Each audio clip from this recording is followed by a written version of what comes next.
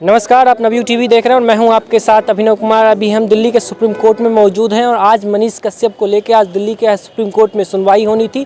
कल भी होनी थी लेकिन कल नहीं हो पाया था, आज सुनवाई हुई है और इसी पे बातचीत करने के लिए हमारे साथ मनीष कश्यप के वकील डॉक्टर AP सिंह जी हैं। सर, आज सुनवाई होनी थी, क्या कुछ हुआ? हो गई सुनवाई, उसमें आज सुनवाई हो गई है।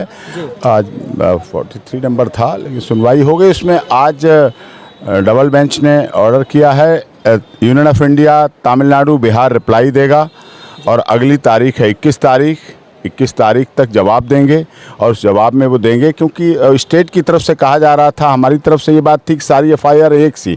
स्टेट कह रहा है कि FIR सारी अलग अलग हैं, सबके कंटेंट्स अलग हैं, URL नंबर हैं, सबके अलग अलग नंबर हैं और इस केस से पहले भी 9 FIR हो चुकी हैं। तो ऑनरेबल कोर्ट ने कहा, डबल बेंच ने सुप्रीम कोर्ट में, कि सब आप डिटेल दीजिए, सब फाइल कीजिए, क्योंकि हमारे पास वो 4 FIR की डिटेल थी और वो लगातार उसमें थे। PC रिमांड पे इस समय मदुरई में है, NSA लगा हुआ है। तो उन्होंने कहा सारी आप डिटेल दीजिए, कितनी FIR हैं, कितनी हैं। और स्टेट 2 सप्ताह का टाइम मांग रहा था कि 2 हफ्ते का टाइम दो, लेकिन ऑनरेबल कोर्ट ने 21 तारीख फिक्स की है।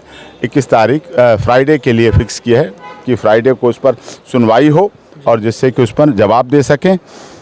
और इसमें चीज़ें यही हैं कि NSA और सब पे उन्हें जवाब देना है।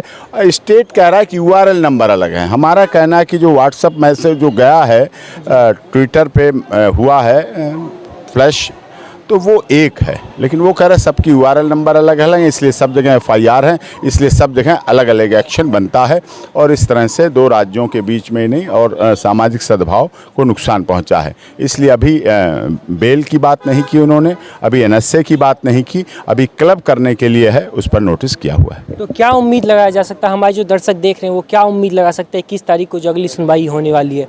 उस उम्मीद तो क्या, लेट देम, अब कोर्ट कर रही है। 21 तारीख को सुनवाई, रिप्लाई आएगा, उनका रिप्लाई आएगा, फिर उसके बाद देखते हैं क्या क्या होता है। वो रिप्लाई में क्या क्या देते हैं, क्या क्या कंडीशन। एक्चुअली हमारे लोगों में भी थोड़ी सी डिफरेंसेस हैं, जो डिफेंस में भी थोड़े से डिफरेंसेस हैं, अलग अलग हैं। इसका स्टेट फ़ायदा लेता है, इसका स्टेट फ़ायदा उठाता है। तो मतलब बिहार सरकार इसका फ़ायदा उठा रही है? अब बिहार सरकार नेचुरल है, सरकार तो वही है, बिहार सरकार भी, तमिलनाडु सरकार, वो तो दोनों एक हैं। अब होना चाहिए, यूनियन ऑफ इंडिया को इस पर सख्त होना चाहिए, क्योंकि ह्यूमन राइट्स का वायलेशन, एक पत्रकार, एक यूट्यूबर पत्रकार के ह्यूमन राइट्स का, कॉन्स्टिट्यूशनल राइट्स का वायलेशन हो रहा है।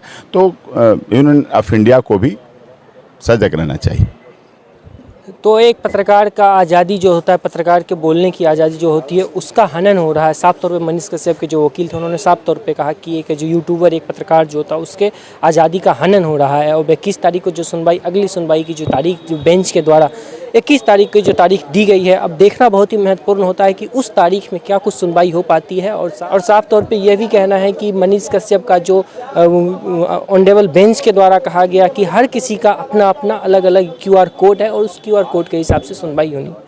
अब देखना आगे क्या कुछ होता है। तो फिलहाल के लिए इतना ही, बाकी की तमाम खबरों के लिए देखते हैं नवयुग टीवी। धन्यवाद।